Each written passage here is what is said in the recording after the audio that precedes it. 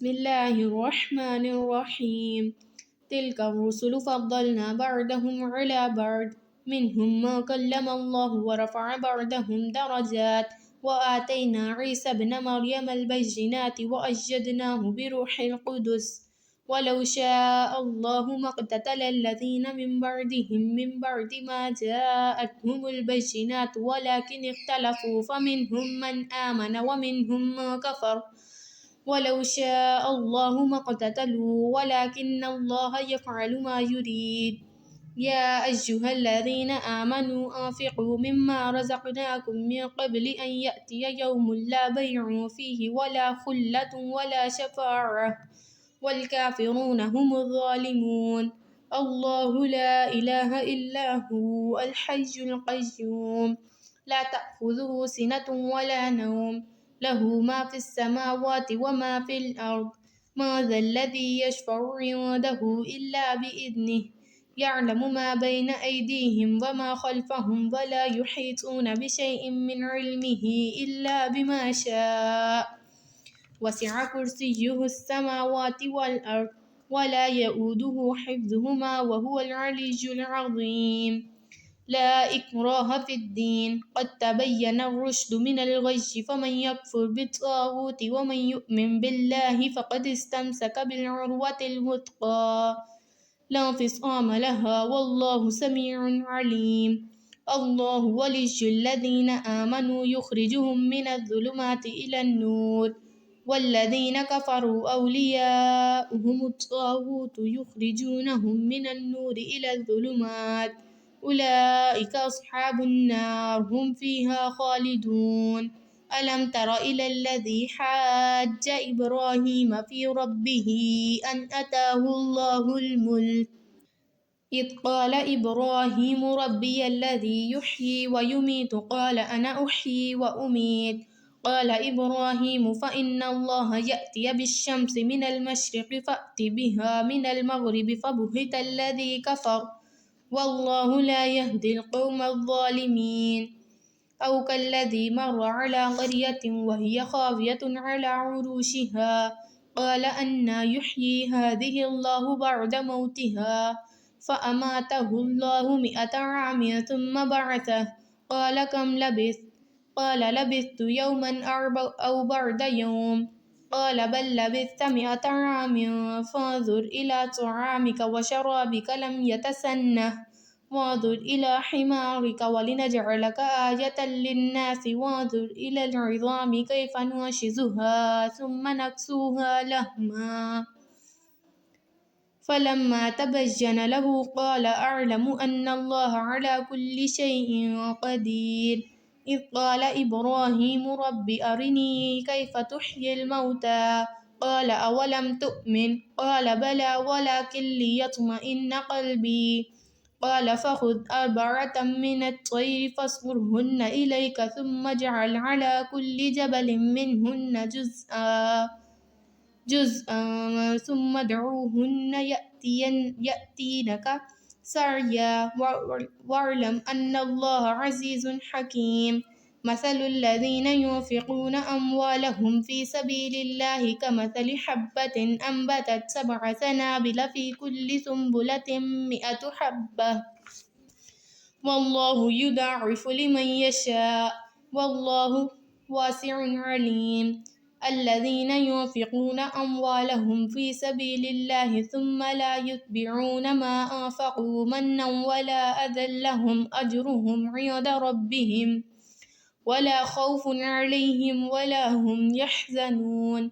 قول معروف ومغفرة خير من صدقة يتبعها أذى والله غني حليم. يا أيها الذين آمنوا لا تبطلوا صدقاتكم بالمن والأذى كالذي ينفق ماله رئاء الناس ولا يؤمن بالله واليوم الآخر فمثله كمثل صفوان عليه تراب فأصابه وابل فتركه صلدا لا يقدرون على شيء مما كسبوا والله لا يهدي القوم الكافرين. ومثل الذين ينفقون أموالهم ابتغاء مرضات الله وتثبيتا من أنفسهم كمثل جنة بربوة أصابها وابل فآتت أكلها ضعفين فإن لم يصبها وابل فطل والله بما تعملون بصير أيود أحدكم أن تكون له جنة من نخيل وأعناب تجري من تحتها الأنهار له فيها من كل الثمرات وأصابه الكبر وله ذرية ضعفاء فأصابها إعصار فيه نار فاحترقت كذلك يبين الله لكم الآيات لعلكم تتفكرون يا أيها الذين آمنوا أنفقوا من طيبات ما كسبتم ومما أخرجنا لكم من الأرض ولا تيمموا الخبيث منه تنفقون ولستم بآخذيه إلا أن تغمضوا فيه واعلموا أن الله غني حميد الشيطان يعدكم الفقر ويأمركم بالفحشاء والله يعدكم مغفرة منه وفضلا والله واسع عليم يؤتي الحكمة من يشاء ومن يؤت الحكمة فقد أوتي خيرا كثيرا وما يذكر إلا أولو الألباب وما أنفقتم من نفقة أو نذرتم من نذر فإن الله يعلمه وما للظالمين من أنصار إن تبدوا الصدقات فنعما هي وإن تخفوها وتؤتوها الفقراء فهو خير لكم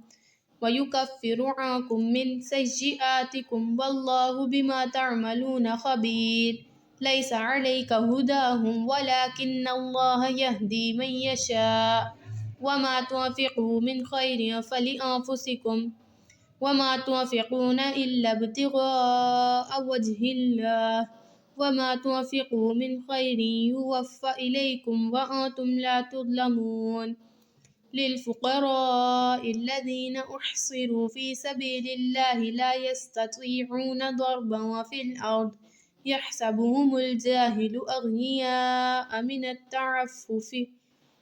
من التعفف تعرفهم بسيماهم لا يسألون الناس إلحافا وما تنفقوا من خير فإن الله به عليم الذين ينفقون أموالهم بالليل والنهار سرا وعلانية فلهم أجرهم عند ربهم ولا خوف عليهم ولا هم يحزنون الذين يأكلون الربا لا يقومون إلا كما يقوم الذي يتخبطه الشيطان من المس ذلك بأنهم قالوا إنما البيع مثل الربا وأحل الله البيع وحرم الربا فما جاءه موعظة من ربه فانتهى فله سلف وأمره إلى الله ومن عاد فأولئك أصحاب النار هم فيها خالدون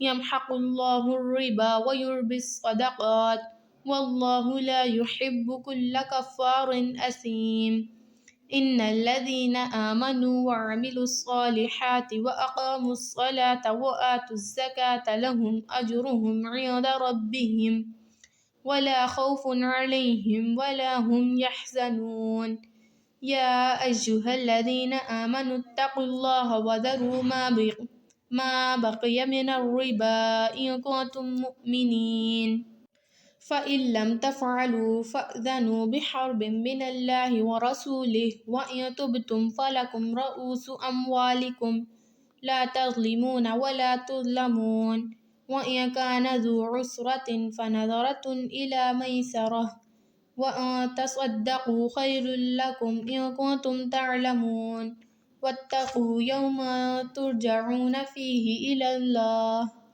ثم توفى كل نفس ما كسبت وهم لا يظلمون يا أيها الذين آمنوا إذا تداينتم بدين إلى أجل مسمى فاكتبوه وليكتب بينكم كاتب بالعدل ولا يأب كاتب أن يكتب كما علمه الله فليكتب وليملل الذي عليه الحق وليتق الله ربه ولا يبخس منه شيئا فإن كان الذي عليه الحق سفيها أو ضعيفا أو لا يستطيع أن يمل هو فليملل وليه بالعدل واستشهدوا شهيدين من رجالكم فإن لم يكونا رجلين فرجل وامرأتان مما ترضون من الشهداء إن تضل إحداهما فتذكر إحداهما الأخرى ولا يأبى الشهداء إذا ما دعوا ولا تسأموا أن تكتبوه صغيرا أو كبيرا إلى أجله ذلكم أقسط عند الله وأقوم للشهادة وأدنى ألا ترتابوا إلا أن تكون تجارة حاضرة تريدونها بينكم فليس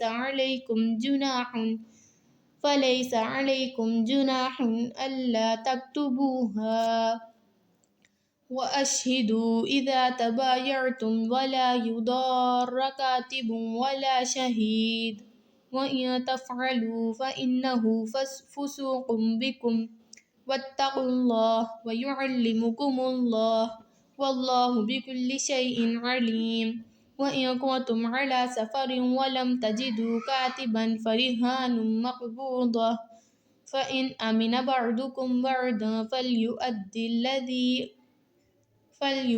الذي اؤتمن أمانته وليتق الله ربه ولا تكتموا الشهادة ومن يكتمها فإنه آثم قلبه والله بما تعملون عليم لله ما في السماوات وما في الأرض وإن تبدوا ما في أنفسكم أو تخفوه يحاسبكم به الله فيغفر لمن يشاء ويعذب من يشاء والله على كل شيء قدير آمن الرسول بما أنزل إليه من ربه والمؤمنون كل آمن بالله وملائكته وكتبه ورسله لا نفرق بين أحد من رسله وقالوا سمعنا وأطعنا غفرانك ربنا وإليك المصير لا يكلف الله نفسا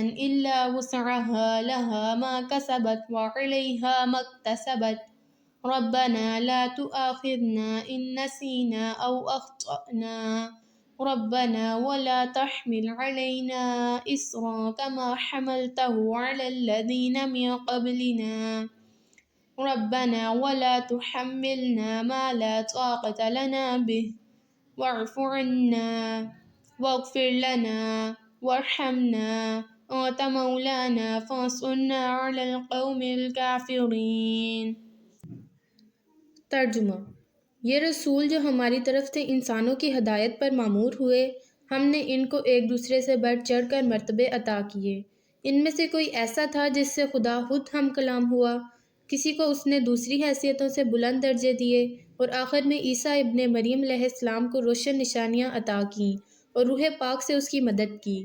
اگر اللہ چاہتا تو ممکن نہ تھا کہ ان رسولوں کے بعد جو لوگ روشن نشانیاں دیکھ چکے تھے وہ آپس میں لڑتے، مگر اللہ کی مشیت یہ نہ تھی کہ وہ لوگوں کو جبراً اختلاف سے روکے۔ اس کی وجہ سے انہوں نے باہم اختلاف کیا، پھر کوئی ایمان لایا اور کسی نے کفر کی راہ اختیار کی۔ ہاں، اللہ چاہتا تو وہ ہرگز نہ لڑتے، مگر اللہ جو چاہتا ہے کرتا ہے۔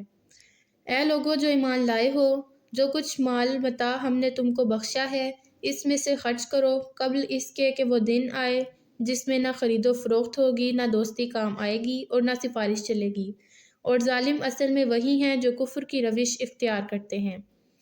اللہ وہ زندہ جاوید ہستی جو تمام کائنات کو سنبھالے ہوئے ہے، اس کے سوا کوئی خدا نہیں ہے۔ وہ نہ سوتا ہے اور نہ اسے اونگ لگتی ہے۔ زمین اور آسمان میں جو کچھ ہے اسی کا ہے۔ کون ہے جو اس کی جناب میں اس کی اجازت کے بغیر سفارش کر سکے؟ جو کچھ بندوں کے سامنے ہے اسے بھی وہ جانتا ہے، اور جو کچھ ان سے اوجھل ہے اس سے بھی وہ واقف ہے، اور اس کی معلومات میں سے کوئی چیز ان کی گرفت ادراک میں نہیں آ سکتی الا یہ کہ کسی چیز کا علم وہ خود ہی ان کو دینا چاہے۔ اس کی حکمت آسمانوں اور زمین پر چھائی ہوئی ہے، اور وہ ان کی نگہبانی اس کے لیے کوئی تھکا دینے والا کام نہیں ہے، بس وہی ایک بزرگ و برتر ذات ہے۔ دین کے معاملے میں کوئی زبردستی نہیں، صحیح بات غلط خیالات سے الگ چھانٹ کر رکھ دی گئی ہے۔ اب جو کوئی طاغوت کا انکار کر کے اللہ پر ایمان لے آیا، اس نے ایک ایسا مضبوط سہارا تھام لیا جو کبھی ٹوٹنے والا نہیں، اور اللہ جس کا سہارا اس نے لیا ہے سب کچھ سننے اور جاننے والا ہے۔ جو لوگ ایمان لاتے ہیں ان کا حامی و مددگار اللہ ہے، اور وہ ان کو تاریکیوں سے روشنی میں نکال لاتا ہے، اور جو لوگ کفر کی راہ اختیار کرتے ہیں ان کے حامی و مددگار طاغوت ہیں، اور وہ انہیں روشنیوں سے تاریکیوں کی طرف کھینچ لے جاتے ہیں۔ یہ آگ میں جانے والے لوگ ہیں جہاں یہ ہمیشہ رہیں گے۔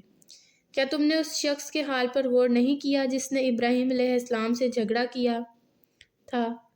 جھگڑا اس بات کر کہ ابراہیم علیہ السلام کا رب کون ہے، اور اس بنا پر کہ اس شخص کو اللہ نے حکومت دے رکھی تھی۔ جب ابراہیم علیہ السلام نے کہا کہ میرا رب وہ ہے جس کے اختیار میں زندگی اور موت ہے، تو اس نے جواب دیا زندگی اور موت میرے اختیار میں ہے۔ ابراہیم علیہ السلام نے کہا اچھا، اللہ سورج کو مشرق سے نکالتا ہے، تو ذرا اسے مغرب سے نکال کر لا۔ یہ سن کر وہ منکر حق ششدر رہ گیا، مگر اللہ ظالموں کو راہ راست نہیں دکھایا کرتا۔ یا پھر مثال کے طور پر اس شخص کو دیکھو جس کا گزر ایک ایسی بستی پر ہوا جو اپنی چھتوں پر اوندھی گری پڑی تھی۔ اس نے کہا یہ آبادی جو ہلاک ہو چکی ہے اسے اللہ کس طرح دوبارہ زندگی بخشے گا؟ اس پر اللہ نے اس کی روح قبض کر لی اور وہ 100 برس تک مردہ پڑا رہا۔ پھر اللہ نے اسے دوبارہ زندگی بخشی اور اس سے پوچھا بتاؤ کتنی مدت پڑے رہے؟ اس نے کہا 1 دن یا چند گھنٹے رہا ہوں۔ فرمایا تم پر 100 برس اسی حالت میں گزر چکے ہیں، اب ذرا اپنے کھانے اور پانی کو دیکھو کہ اس میں ذرا تغیر نہیں آیا۔ دوسری طرف ذرا اپنے گدھے کو بھی دیکھو کہ اس کا پنجر تک بوسیدہ ہو چکا ہے، اور یہ ہم نے اس لیے کیا ہے کہ ہم تمہیں لوگوں کے لیے ایک نشانی بنا دینا چاہتے ہیں۔ پھر دیکھو کہ ہڈیوں کے اس پنجر کو ہم کس طرح اٹھا کر گوشت پوست سے اس پر چڑھاتے ہیں۔ اس طرح جب حقیقت اس کے سامنے بالکل نمایاں ہو گئی تو اس نے کہا میں جانتا ہوں کہ اللہ ہر چیز پر قدرت رکھتا ہے۔ اور وہ واقعہ بھی پیش نظر رہے جب ابراہیم علیہ السلام نے کہا تھا کہ میرے مالک مجھے دکھا دے تو مردوں کو کیسے زندہ کرتا ہے۔ فرمایا کیا تو ایمان نہیں رکھتا؟ اس نے عرض کیا ایمان تو رکھتا ہوں مگر دل کا اطمینان درکار ہے۔ فرمایا اچھا تو 4 پرندے لے اور ان کو اپنے سے مانوس کر لے، پھر ان کا ایک ایک ٹکڑا ایک ایک پہاڑ پر رکھ دے، پھر ان کو پکار وہ تیرے پاس دوڑے چلے آئیں گے۔ خوب جان لے کہ اللہ نہایت با اقتدار اور حکیم ہے۔ جو لوگ اپنے مال اللہ کی راہ میں صرف کرتے ہیں ان کے خرچ کی مثال ایسی ہے جیسے ایک دانہ بویا جائے اور اس سے 7 بالیں نکلیں اور ہر بالی میں 100 دانے ہوں۔ اسی طرح اللہ جس کے عمل کو چاہتا ہے افزونی عطا کرتا ہے۔ وہ فراخ دست بھی ہے اور علیم بھی۔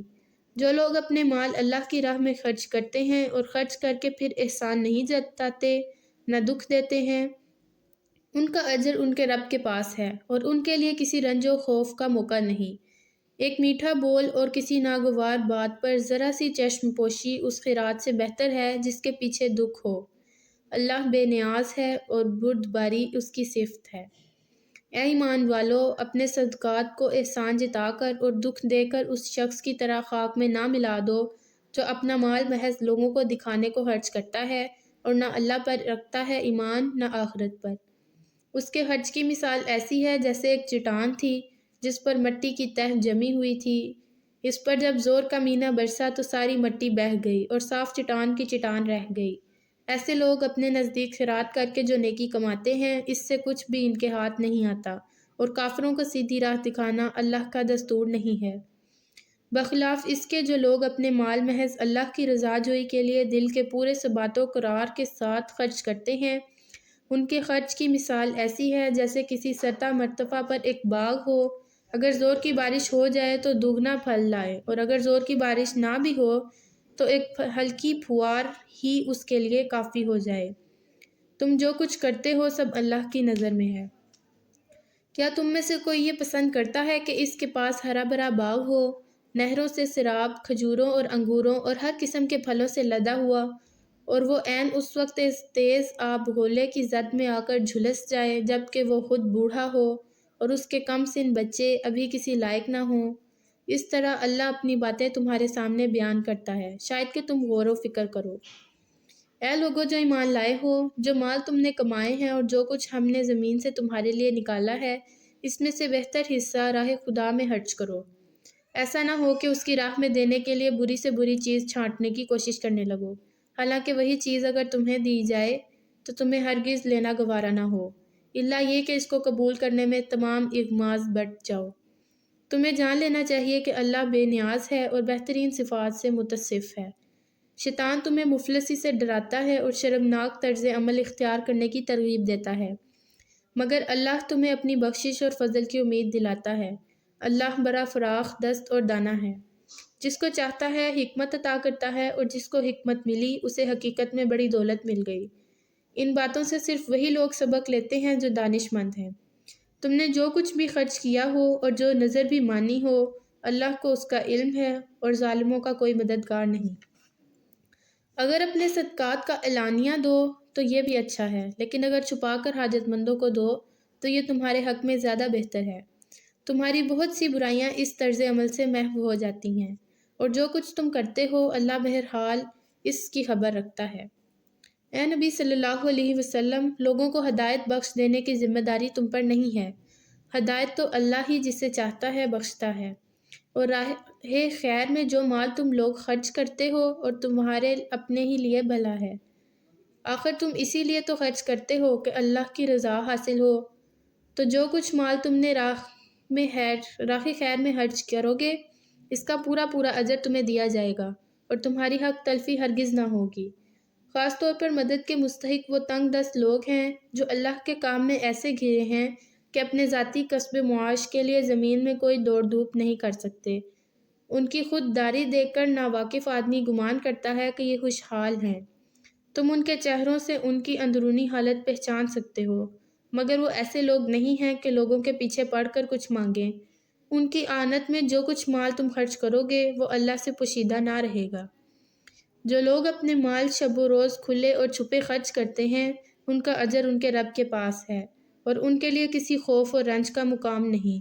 مگر جو لوگ سود کھاتے ہیں ان کا حال اس شخص کا سا ہے جسے شیطان نے چھو کر باولا کر دیا ہو، اور اس حالت میں ان کے مبتلا ہونے کی وجہ یہ ہے کہ وہ کہتے ہیں تجارت بھی تو آخر سود ہی جیسی چیز ہے، حالانکہ اللہ نے تجارت کو حلال کیا ہے اور سود کو حرام۔ لہٰذا جس شخص کو اس کے رب کی طرف سے یہ نصیحت پہنچے اور آئندہ کے لیے وہ سود خوری سے باز آ جائے تو جو کچھ وہ پہلے کھا چکا سو کھا چکا، اس کا معاملہ اللہ کے حوالے، اور جو اس حکم کے بعد پھر اسی حرکت کا اعادہ کرے وہ جہنمی ہے جہاں وہ ہمیشہ رہے گا۔ اللہ سود کا مٹھ مار دیتا ہے اور صدقات کو نشوونما دیتا ہے، اور اللہ کسی ناشکر بدعمل انسان کو پسند نہیں کرتا۔ ہاں، جو لوگ ایمان لے آئیں اور نیک عمل کریں اور نماز قائم کریں اور زکوٰۃ دیں، ان کا اجر بے شک ان کے رب کے پاس ہے، اور ان کے لیے کسی خوف اور رنج کا موقع نہیں۔ اے لوگوں جو ایمان لائے ہو، خدا سے ڈرو اور جو کچھ تمہارا سود لوگوں پر باقی رہ گیا ہے اسے چھوڑ دو، اگر واقعی تم ایمان لائے ہو۔ لیکن اگر تم نے ایسا نہ کیا تو آگاہ ہو جاؤ کہ اللہ اور اس کے رسول کی طرف سے تمہارے خلاف اعلان جنگ ہے۔ اب بھی توبہ کر لو اور سود چھوڑ دو تو اپنا سرمایہ لینے کے تم حقدار ہو۔ نہ تم ظلم کرو، نہ تم پر ظلم کیا جائے۔ تمہارا قرض دار تنگ دست ہو اور تو ہاتھ کھلنے تک اسے مہلت دو، اور جو صدقہ کر دو وہ تمہارے لیے زیادہ بہتر ہے اگر تم سمجھو۔ اس دن کی رسوائی اور مصیبت سے بچو جب کہ اللہ کی طرف تم واپس ہوگے، وہاں ہر شخص اس کی کمائی ہوئی نیکی یا بدی کا پورا بدلہ مل جائے گا، اور کسی پر ظلم ہرگز نہ ہوگا۔ اے لوگو جو ایمان لائے ہو، جب کسی مقرر مدت کے لیے تم آپس میں قرض کا لین دین کرو تو اسے لکھ لیا کرو۔ فریقین کے درمیان انصاف کے ساتھ ایک شخص دستاویز تحریر کرے جسے اللہ نے لکھنے پڑھنے کی قابلیت بخشی ہو، اسے لکھنے سے انکار نہ کرنا چاہیے۔ وہ لکھے اور املا وہ شخص کرائے جس پر حق آتا ہے، یعنی قرض لینے والا، اور اسے اللہ اپنے رب سے ڈرنا چاہیے۔ جو معاملہ طے ہوا ہو اس میں کوئی کمی بیشی نہ کرے، لیکن اگر قرض لینے والا خود نادان یا ضعیف ہو یا املا نہ کرا سکتا ہو تو اس کا ولی انصاف کے ساتھ املا کرائے۔ پھر اپنے مردوں میں سے 2 آدمیوں کی اس پر گواہی کرا لو، اور اگر 2 مرد نہ ہوں تو 1 مرد اور 2 عورتیں ہوں، تاکہ ایک بھول جائے تو دوسری اسے یاد دلا دے۔ یہ گواہ ایسے لوگوں میں سے ہونے چاہیے جن کی گواہی تمہارے درمیان مقبول ہو۔ گواہوں کو جب گواہ بننے کے لیے کہا جائے تو انہیں انکار نہ کرنا چاہیے، معاملہ خواہ چھوٹا ہو یا بڑا۔ میعاد کی تعیین کے ساتھ اس کی دستاویز لکھوا لینے میں تساہل نہ کرو۔ اللہ کے نزدیک یہ طریقہ تمہارے لیے زیادہ مبنی پر انصاف ہے۔ اس سے شہادت قائم ہونے میں زیادہ سہولت ہے اور تمہارے شکوک و شبہات میں مبتلا ہونے کا امکان کم رہ جاتا ہے۔ ہاں، جو تجارتی لین دین دست بدست تم لوگ آپس میں کرتے ہو اس کو نہ لکھا جائے تو کوئی حرج نہیں، مگر تجارتی معاملے طے کرتے وقت گواہ کر لیا کرو۔ کاتب اور گواہ کو ستایا نہ جائے، ایسا کرو گے تو گناہ کا ارتکاب کرو گے۔ اللہ کے غضب سے بچو، وہ تم کو صحیح طریقے عمل کی تعلیم دیتا ہے اور اسے ہر چیز کا علم ہے۔ اگر تم سفر کی حالت میں ہو اور دستاویز لکھنے کے لیے کوئی کاتب نہ ملے تو رہن بالقبض پر معاملہ کرو۔ اگر تم میں سے کوئی شخص دوسرے پر بھروسہ کر کے اس کے ساتھ کوئی معاملہ کرے تو جس پر بھروسہ کیا گیا ہے اسے چاہیے کہ امانت ادا کرے اور اللہ اپنے رب سے ڈرے۔ اور شہادت ہرگز نہ چھپاؤ، جو شہادت چھپاتا ہے اس کا دل گناہ میں آلودہ ہے اور تمہارے اعمال سے اللہ بے خبر نہیں ہے۔ آسمانوں اور زمین میں جو کچھ ہے سب اللہ کا ہے۔ تم اپنے دل کی باتیں خواہ ظاہر کرو خواہ چھپاؤ، اللہ بہرحال ان کا حساب تم سے لے لے گا۔ پھر اسے اختیار ہے جسے چاہے معاف کر دے اور جسے چاہے سزا دے، وہ ہر چیز پر قدرت رکھتا ہے۔ رسول صلی اللہ علیہ وسلم اس ہدایت پر ایمان لایا ہے جو اس کے رب کی طرف سے اس پر نازل ہوئی ہے، اور جو لوگ اس رسول کے ماننے والے ہیں انہوں نے بھی اس ہدایت کو دل سے تسلیم کر لیا ہے۔ یہ سب اللہ اور اس کے فرشتوں اور اس کی کتاب اور اس کے رسولوں کو مانتے ہیں، اور ان کا قول یہ ہے کہ ہم اللہ کے رسولوں کو ایک دوسرے سے الگ نہیں کرتے۔ ہم نے حکم سنا اور اطاعت قبول کی۔ مالک، ہم تجھ سے خطا بخشی کے طالب ہیں اور ہمیں تیری ہی طرف پلٹنا ہے۔ اللہ کسی متنفس پر اس کی استطاعت سے بڑھ کر ذمہ داری کا بوجھ نہیں ڈالتا۔ ہر شخص نے جو نیکی کمائی ہے اس کا پھل اسی کے لیے ہے، اور جو بدی سمیٹی ہے اس کا وبال اسی پر ہے۔ ایمان لانے والو، تم یوں دعا کیا کرو: اے ہمارے رب، ہم سے بھول چوک میں جو قصور ہو جائیں ان پر گرفت نہ کر۔ مالک، ہم پر وہ بوجھ نہ ڈال جو تو نے ہم سے پہلے لوگوں پر ڈالے تھے۔ پروردگار، جس بار کو اٹھانے کی طاقت ہم میں نہیں ہے وہ ہم پر نہ رکھ۔ ہمارے ساتھ نرمی کر، ہم سے درگزر فرما، ہم پر رحم کر، تو ہمارا مولا ہے، کافروں کے مقابلے میں ہماری مدد کر۔ صدق اللہ العظیم۔